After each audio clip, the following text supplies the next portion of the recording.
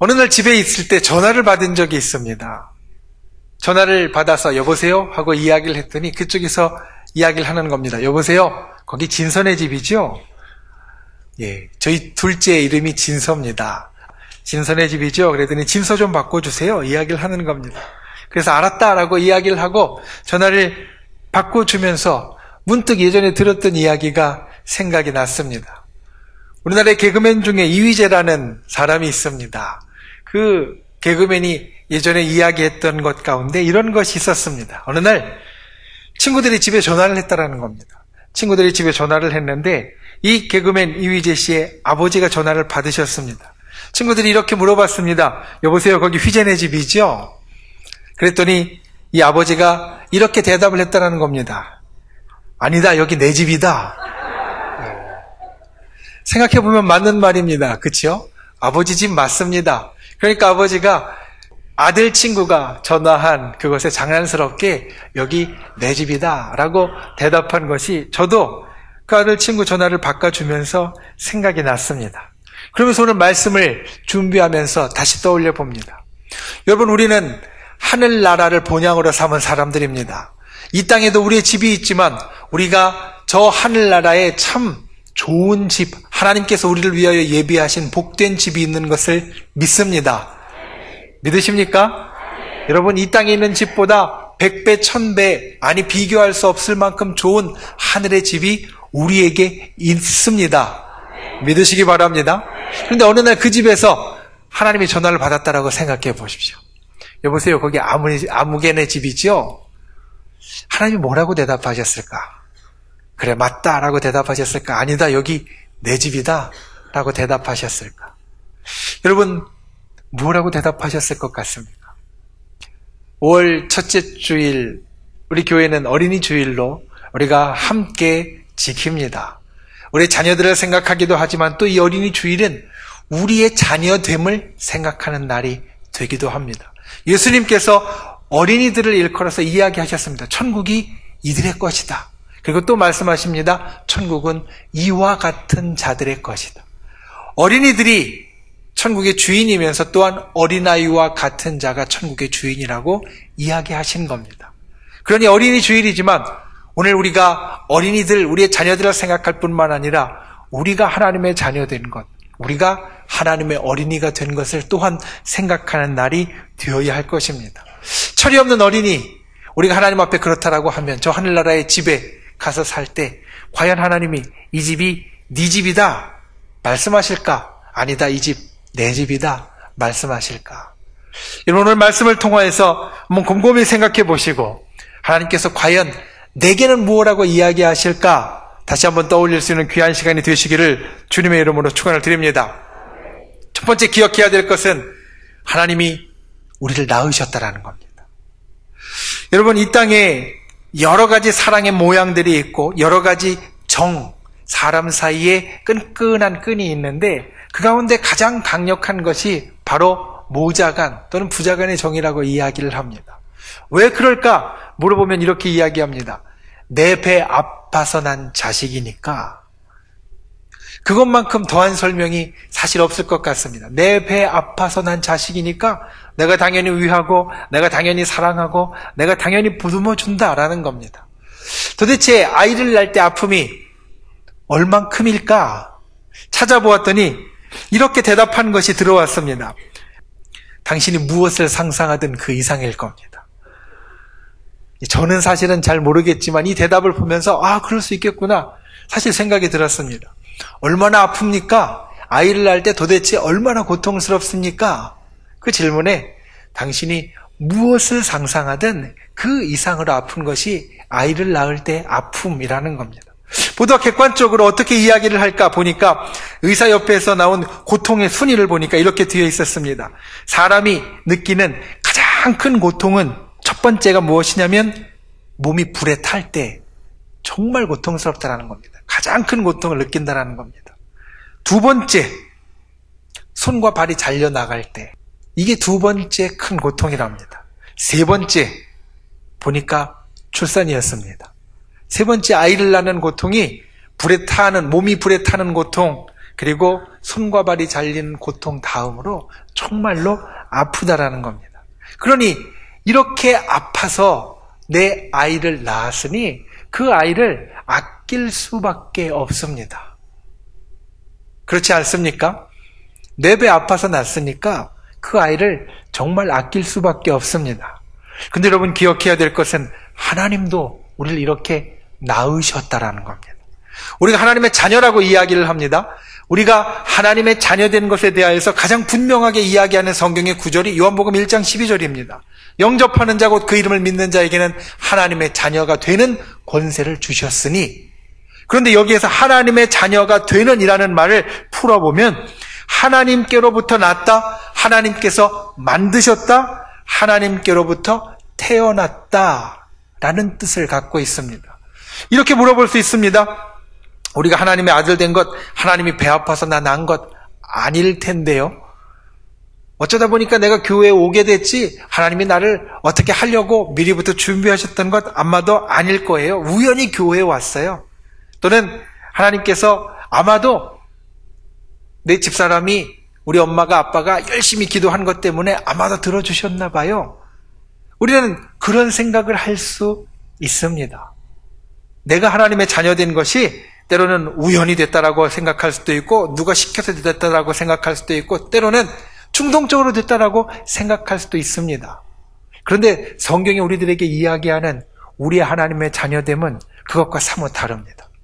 하나님이 우리를 낳으셨다라고 이야기하는데 정말 낳으신 것을 우리는 알 수 있습니다. 하나님이 어떤 고통을 통해서 우리를 낳으셨냐면 바로 독생자 하나뿐인 아들 예수 그리스도를 내어주고 우리를 낳으셨다라는 겁니다. 성자 하나님이신 예수님이 십자가 위에서 사실 출산의 고통이 아무리 크다고 해도 죽는 고통보다 클 수는 없을 텐데 목숨을 내어주면서 죽음을 감수하고 실제로 생명을 내어주시면서 우리를 하나님의 자녀로 삼아주셨다라는 겁니다. 우리는 우리의 배가 아파서 난 자식을 우리의 자녀라고 이야기를 하지만 하나님은 목숨을 내어주시고 우리를 얻으셨습니다. 그러니 여러분 우리는 기억해야 됩니다. 우리는 하나님께로부터 난 자입니다. 하나님이 배 아파서 낳은 자식입니다. 하나님이 생명을 주고 낳은 자식입니다. 우리가 이 땅을 살면서 이것을 분명히 기억해야 합니다. 세상 사람들은 잘 모릅니다. 오늘 본문 말씀 요한일서 3장 1절에 마지막 부분을 보면 이렇게 이야기합니다. 세상이 우리를 알지 못함은 그를 알지 못함이라. 세상이 우리가 하나님의 자녀인 것을 알지 못함은 세상이 하나님을 알지 못하기 때문이라. 하나님을 알지 못하고 십자가를 알지 못하고 예수님을 알지 못하는 세상은 하나님에 대해서 알 수도 없을 뿐더러 우리가 하나님의 자녀라는 것을 알 수도 없습니다. 그런데 우리는 압니다. 하나님을 알고요. 예수님을 알고 십자가를 알고 하나님이 우리를 위하여 어떤 일을 하셨는지 우리는 너무나 잘 압니다. 그래서 우리는 하나님이 우리를 낳으셨다. 내가 하나님의 자녀다. 이것을 언제나 기억하는 자가 되어야 한다는 겁니다. 성경은 우리 믿는 사람들을 일컬어서 거듭난 사람이라고 이야기를 합니다. 신앙인들은 거듭난 사람, 중생한 사람이라는 겁니다. 거듭중자를 써서 중생하였다라는 것은 두 번째 태어났다라는 말과 같습니다. 첫 번째 태어남은 우리가 잘 아는 엄마 배 아파서 태어난 겁니다. 우리의 육신이 이 땅에 태어나는 것이 첫 번째 태어남입니다. 그런데 두 번째 태어남은 무엇이냐면 바로 하나님이 배 아파서 낳은 게 두 번째 태어남입니다.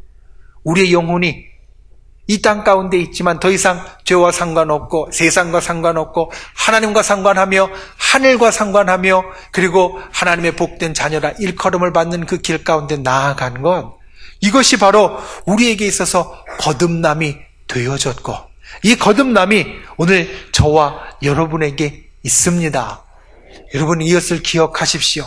자녀들을 생각할 때 우리가 하나님의 자녀 되었음을 생각하고 우리가 하나님의 자녀 된 것이 결코 우연히 어쩌다가 또는 지나가다가 되어진 것이 아니라 하나님께서 나를 하나님의 아들 삼으시려고 나를 하나님의 딸 삼으시려고 오래전부터 계획하시고 이 땅이 생기는 그 순간 창조하는 그 순간부터 계획하시고 하나님의 뜻으로 간절하게 우리 가운데 이루셔서 우리가 하나님의 자녀 되었다라는 것을 기억하는 분들 되시기를 바랍니다. 여러분, 내 배 아파서 난 자식에게 그래 이 집이 네 집이다라고 말하는 것 사실 아깝지 않습니다. 하나님은 어떠시겠습니까? 독생한 하나뿐인 아들 예수 그리스도를 내어주고 얻은 우리입니다. 그 우리에게 이 집 네 집이다라고 이야기하시기를 아까워하시겠습니까? 그렇지 않을 겁니다. 여러분, 하나님께서 우리를 그와 같이 정말로 아끼시고 사랑하셔서 하나님의 아들과 딸을 삼으셨다라는 것, 이것을 꼭 기억하는 분들이 되시기를 바랍니다. 하나님이 우리를 거저 얻으신 것이 아니라 큰 고통을 통하여서 우리를 아들로 딸로 삼으셨다라는 것, 그래서 우리가 저 하늘나라를 이어받을, 하늘나라를 상속받을, 하늘나라를 차지할 하나님께서 마음 놓고 내어주실 만큼 사랑하는 주의 아들과 딸이 되었다라는 것, 언제나 기억하는 복된 사람이 되실 수 있기를 예수님의 이름으로 축원을 드립니다. 두 번째로, 하나님은 우리를 사랑하십니다. 여러분 기억해야 됩니다. 하나님은 우리를 사랑하십니다. 세상의 사람들은 때로 가문, 혈통을 중요시합니다. 요즘은 그런 것들이 좀 옅어졌지만 한 50년 전만 해도 가문이 맞지 않으면 결혼은 생각도 하지 않았던 때가 있었습니다. 저 가문은 우리하고 맞지 않는다라고 이야기하고 혈통을 따지던 때가 있었습니다. 지금은 옅어졌지만 사실 우리는 다 나는 성씨가 어떻게 되고 또 어떤 분의 후손이라는 것들을 사실 우리가 어렴풋하게라도 다 기억을 하고 있습니다. 그런데 우리가 하나님의 자녀가 되었으면 과연 하나님의 자녀는 어떤 혈통의 사람일까 생각해 봅니다. 우리가 이 땅에 육신의 가문이 있을 때 육신의 혈통이 있다라고 하면 하나님의 자녀가 된 영적인 혈통은 과연 무엇이 그 중심에 있는 것이 되어질까? 여러분, 하나님의 혈통은 성경을 보면 사랑이라고 말할 수 있습니다. 예수님께서 마지막 날 십자가에 달려 돌아가시기 전날 밤에 제자들을 불러서 이렇게 이야기하셨습니다. 내가 너희를 사랑한 것 같이 너희가 서로 사랑하면 이로써 너희가 내 제자인 줄 알리라. 우리가 보는 요한 1서 말씀을 보면 하나님은 사랑이시고 사랑하는 사람은 하나님을 알고 사랑하는 사람은 하나님의 자녀라고 말하고 있습니다. 하나님이 우리를 하나님의 아들과 딸로 삼아주신 것은 사랑으로 이루어진 것이었습니다. 우리의 공로 때문이 아니고 우리의 자격 때문이 아니고 내가 하나님 앞에 뭐 예쁘게 보일 만한 그런 행동을 해서 되어진 것이 아니고 하나님이 우리를 사랑하셨기 때문에 그 모든 것들을 이루셔서 우리를 구원해 주시고 하나님의 아들과 딸로 삼아 주셨다라는 겁니다. 그래서 하나님 말씀하시는 겁니다. 내가 너를 사랑해서 내 자녀, 내 아들, 딸 삼았으니까 너도 사랑해. 그래서 아마도 우리가 영적인 혈통에 있어서 제일 중요한 걸 따진다고 하면 육신의 혈통이 피로 유전자로 이어진다라고 할 때 영적인 혈통에 있어서 제일 중요한 것, 제일 가운데 있는 것, 중심에 있는 것을 따진다고 하면 그것은 사랑이 되어질 겁니다. 그런데 이 사랑이라는 것이요, 깨닫기 좀 쉽지 않은 면이 있습니다. 우리들의 자녀를 보면서 때로는 부모님들이 자녀를 키울 때 좀 야속할 때가 있습니다. 내가 얼마나 사랑해서 키웠는데 네가 어떻게 나한테 그럴 수 있냐는 생각이 들 때가 있습니다.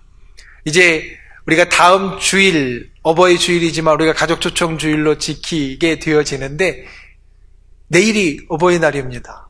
어버이날이 됐는데 때로는 아무 연락 없는 자녀들을 보면 야속한 마음이 사실 들 때가 있습니다. 내가 어떻게 키웠는데, 아까 이야기한 대로 내 배 아파서 난 자식, 그리고 아낌없이 주면서 다 길렀는데 어떻게 그럴 수 있나 라는 생각을 할 때가 있습니다.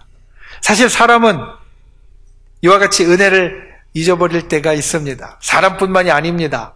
우리가 살다 보면 누구에게든지 또 어떤 존재든지 그럴 때가 있습니다. 이솝우화에도 보면 이런 이야기가 나옵니다. 한 아기 사슴이 사냥꾼에게 쫓기게 되었습니다.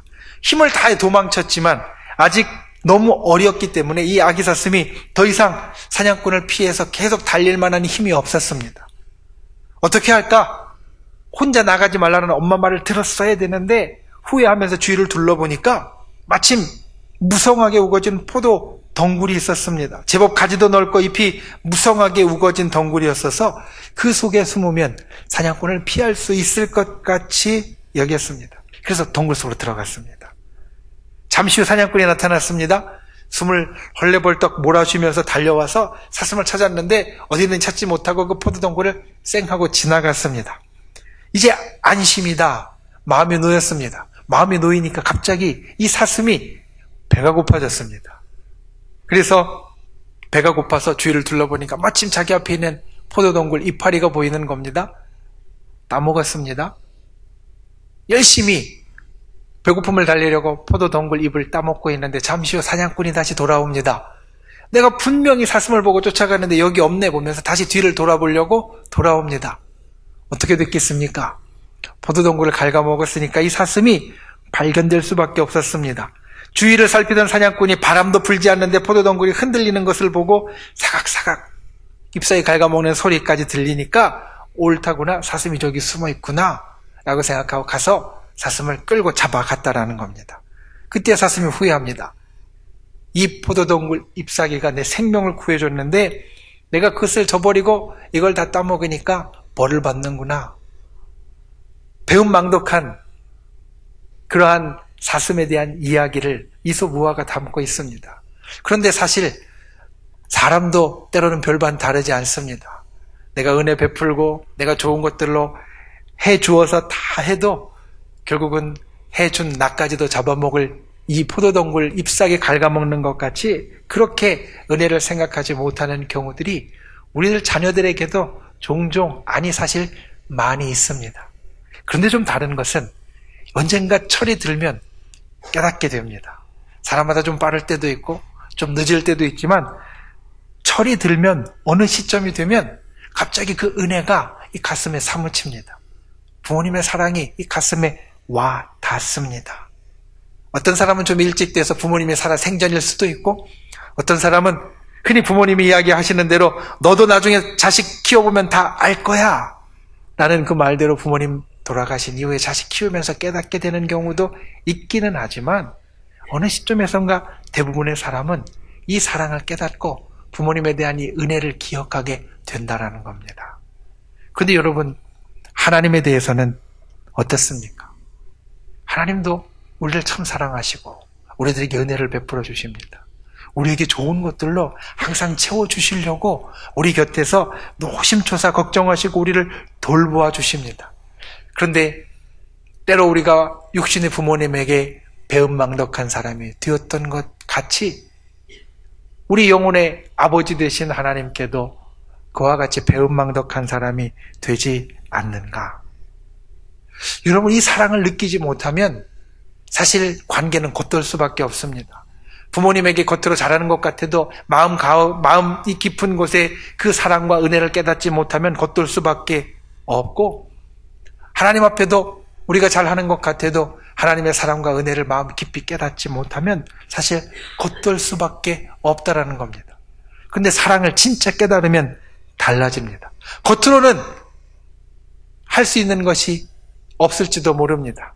가령 내가 부모님을 친정 사랑하고 이번 어버이날에는 꼭 부모님에게 좋은 선물을 해드려야지 결심해도 형편이 안 되고 상황이 안 돼서 못 해줄 수도 있습니다. 그런데 그 마음 가운데 사랑을 깨달으면, 그 마음 가운데 은혜를 깨달으면 속이 달라집니다. 겉은 똑같을 수 있지만 속이 달라지고, 속이 달라지면 이 둘 사이가 관계가 달라진다라는 겁니다.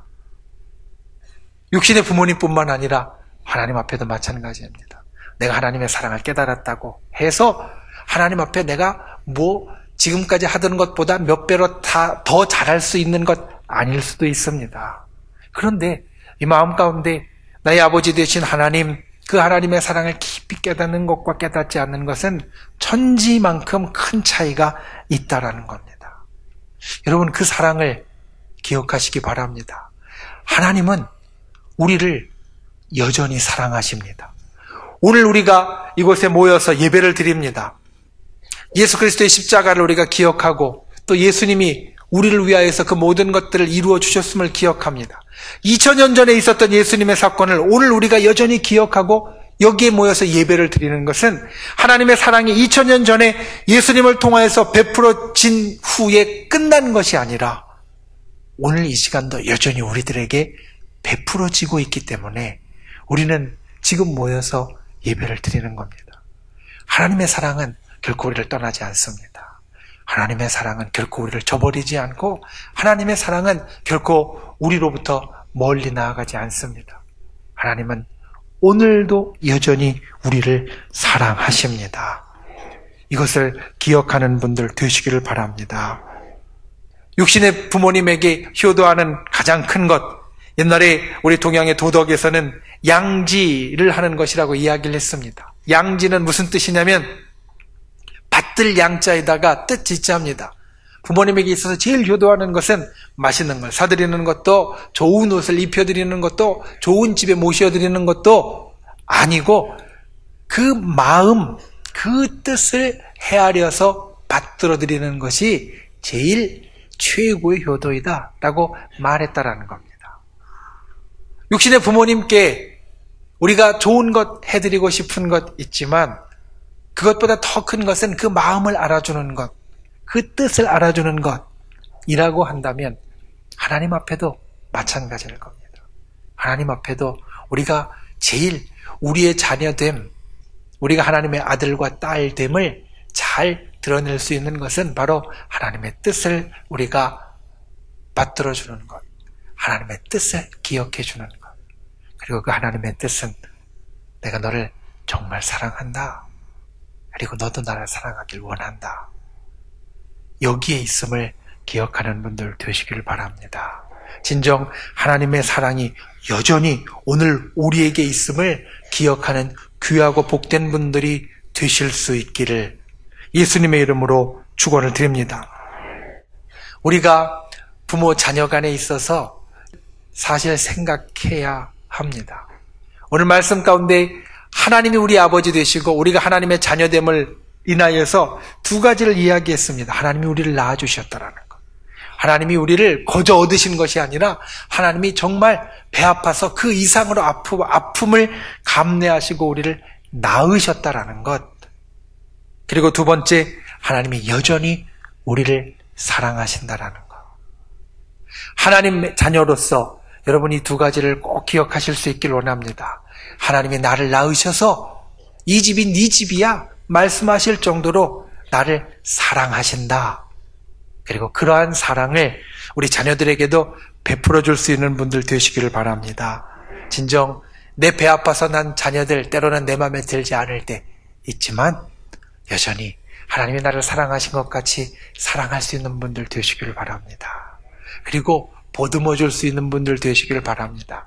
아껴줄 수 있는 분들 되시기를 바랍니다. 그리고 자녀들은 우리 부모님에게 내가 하나님을 사랑하듯이 또 우리 부모님을 참 사랑할 수 있는, 그래서 하나님과 우리 사이가 복된 것 같이 우리들의 육신의 부모 자녀 사이도 복된 귀한 우리의 삶, 우리의 일상이 되실 수 있기를 예수님의 이름으로 축원을 드립니다.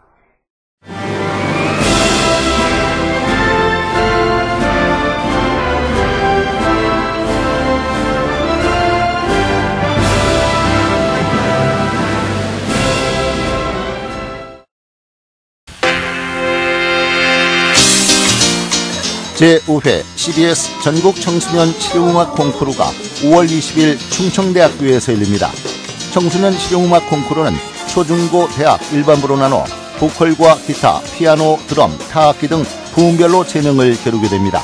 대상에는 문화체육관광부 장관상과 상금 500만 원이 주어지며 각 부문별 최우수상에는 100만 원의 상금이 주어집니다.